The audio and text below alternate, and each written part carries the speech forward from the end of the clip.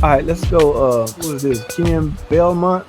Excellent video. Most people don't know the importance of replacing the PCV valve, and no dealership would tell you about it either, because they want your engine to start blowing seals.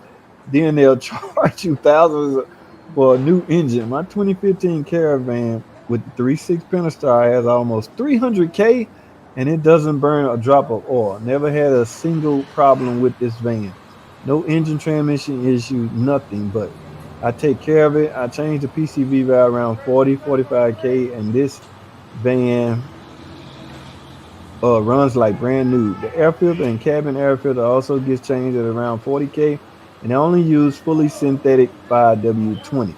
My man, you sound like the type of guy that take pride in your vehicle and will keep it up on his maintenance. So, but the old saying goes, you take care of your car, it'll take care of you. That sounds like what's going on, man. And I'm happy for you, man. Your van, because there's a lot of horror stories out there concerning his engine. I'm sure you done heard some of it. If you having luck with yours, kudos to you, buddy. That is what's up. Okay. And like I said, you can contribute it to the fact, that you take care of it. You're doing what you're supposed to do. So if we can educate the general public, maybe their vans will last just as long. 300K, a lot of miles on a 3.6. I haven't seen one with 300K. Okay. Anyway, guys, I got a little time on my hands, so what I'm gonna do is finish up these questions. I don't want this video to be long, so I'm gonna go through them very quickly. All right. Number one, who we got here? Gary Numbro. I have a 2016 300. I hear a tick in mine. I don't have a check engine light and it's running okay. Otherwise, shrug. Okay, he commented on the ticking the ticking noise video that I had right here. Okay, I did that one a minute ago. Now, 2016 300, like 300C, likely had a 3.6 engine in it. Guy, I hear a tick in mine. If you hear a tick, man, best thing I can suggest to you is get that checked out as soon as possible, because if not, you risk the chance of ruining your camshaft. I just did a repair on one of those, and this car ended up needing two intake camshaft. Okay, this dual overhead cam, so it's a intake on each head, and both of these the lobes was worn out. Man, the best answer I can give you, Gary, is even if it's running fine, and that's a good thing that you're still running fine, because if you worn that bad, you could produce a misfire. If your lobes are worn to the point where your valves are not opening and closing, yeah, you drove it too long. So I don't want you to make that mistake, guy. You might want to get that looked at and fixed. It's likely right now it could just need a simple rocker arm, okay, and you be on your way, as opposed to a month from now you needing camshaft. So uh, make your decision, I guess, based off your finances, because that's going to play a major role in it. Thanks for the question, Gary. Please like the video, get a video a thumbs up, and subscribe to the channel if you're not already. Okay, I really appreciate it.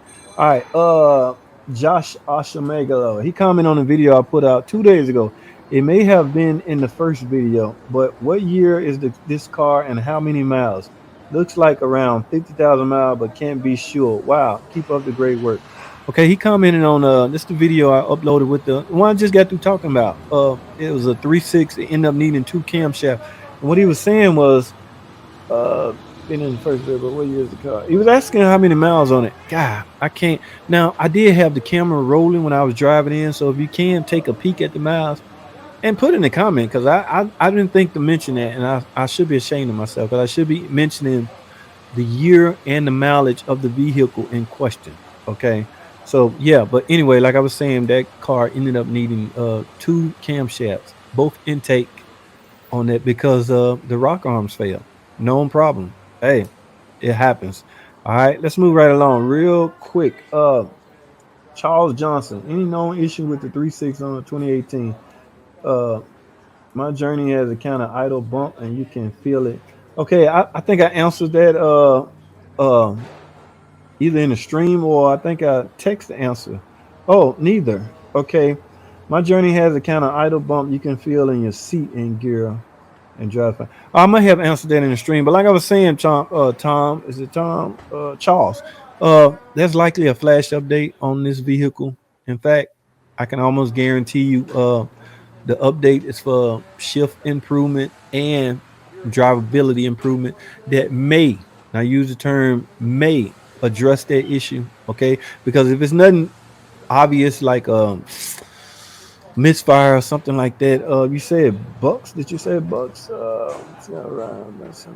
You can feel a bump. Yeah, if it's not obvious. Now do this, Charles. You know how to, you familiar with the term bog down? Put your car in drive, put your feet on the brake, rev it up a little bit.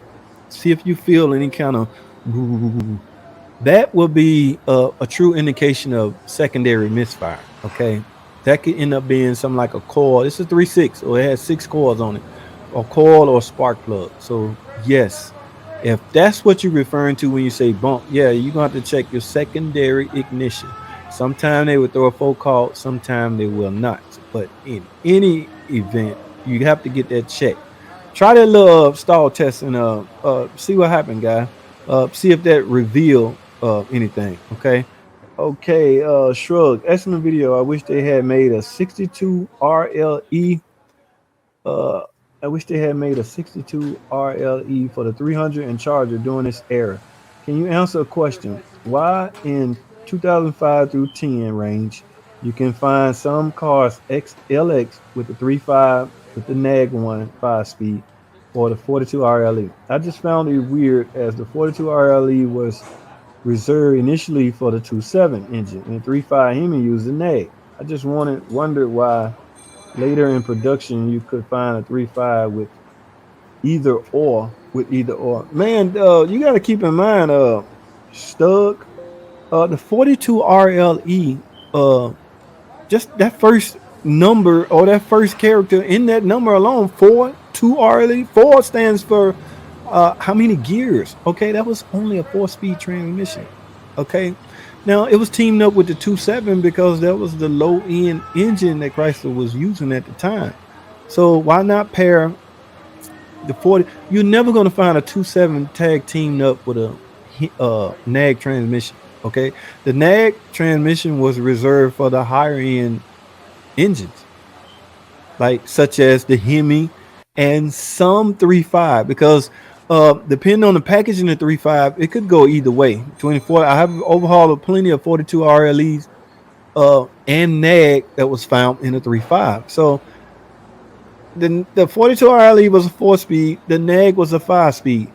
Both of those trainees are totally obsolete right now, guys. We are up to 8 speeds now. The LX cars now are utilizing 8-speed transmission now, ZF transmission. So yeah, as technology evolves, as time goes on, the need for more gears improve for some reason. Emissions, they call it. But they had no choice but to change. Now, I guess your question was based on why the difference. Like I say, the 2.7 was considered the lower end. So why not team it up with lower end transmission, a 4-speed transmission? Okay. All right.